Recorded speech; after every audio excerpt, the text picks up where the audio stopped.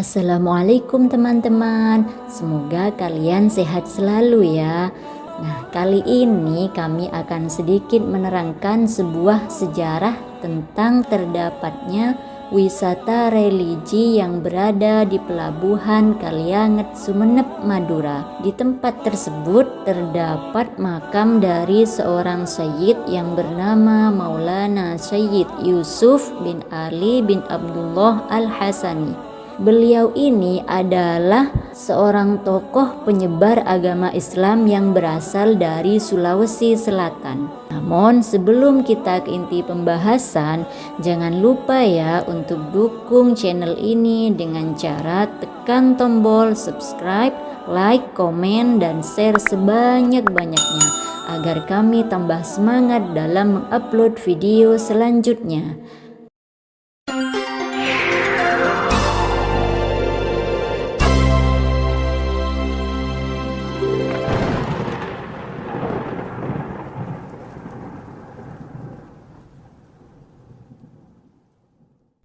Di Pulau Madura banyak tempat keramat yang banyak didatangi para peziarah dari luar kota.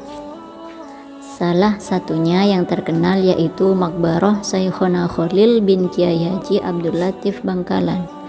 Bagi warga yang ingin berwisata religi ke Pulau Madura bagian timur, tepatnya di Kabupaten Sumeneb, kurang afdol rasanya jika tidak nyekar ke Makbarah Syed Yusuf yang letaknya di Pulau Talanguh. Untuk menuju ke sana, para peziarah harus menyeberangi lautan dengan menggunakan perahu atau kapal yang sudah disediakan oleh Dinas Perhubungan. Letaknya berjarak sekitar 11 km. Kapasitas penumpang perahu tersebut mulai dari 20 orang hingga 34 orang. Menurut cerita secara turun-temurun, asal mula makam Syed Yusuf bermula pada tahun 1212 Hijriah atau lebih tepatnya 1791 Masehi. Suatu saat Raja Sri Sultan Abdurrahman Pakutaningrat beserta prajuritnya pulang dari Bali. Ketika selesai menyebarkan agama Islam di pulau tersebut, sang raja pulang ke Sumeneb dengan berlabuh di Pelabuhan Kalianget. Tujuannya untuk bermalam akibat kelelahan. Saat bermalam tersebut, Sri Sultan terkejut karena melihat sinar yang sangat terang, seakan jatuh dari langit menuju bumi, tepatnya di sebelah timur Pelabuhan Talanguh. Karena penasaran, Sri Sultan mengikuti sinar itu untuk mencari tahu sinar apa yang jatuh tersebut. Setibanya di titik sinar yang berada di tengah hutan tersebut, beliau meyakini bahwa tempat tersebut adalah makam aulia. Seketika itu beliau memberi salam. Tanpa diduga ada suara yang menjawab sang raja tanpa diketahui wujudnya. Untuk mengetahui suara tersebut, beliau bermunajat kepada Allah hingga akhirnya menemukan petunjuk, yakni jatuhnya selembar daun sukun di pangkuannya. Setelah diperhatikan dengan seksama, daun tersebut ternyata bertuliskan tulisan Arab yang isinya adalah Hadza Maulana Syed Yusuf bin Ali bin Abdullah Al-Hasani. Perlu diketahui bahwa di area Makbarah Syed Yusuf, para peziarah tidak akan menemukan pohon sukun tersebut. Selanjutnya, Sri Sultan berinisiatif memasang batu nisan dan diberi nama sebagaimana yang terdapat di daun sukun tersebut. Sebelum beliau kembali ke keraton, sang raja menancapkan tongkat di makam tersebut, dan tongkat tersebut sampai sekarang menjadi pohon yang besar serta rindang untuk menaungi para peziarah. Langkah berikutnya, sang raja memberi cungkup atau lebih dikenal pendopo kecil pada makam tersebut.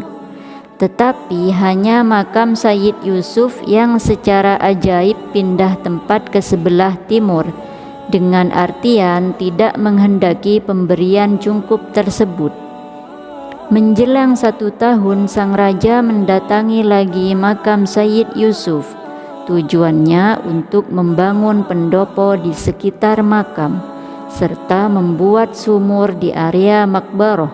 Tujuannya tidak lain untuk tempat istirahat para peziarah serta lokasi untuk bersuci.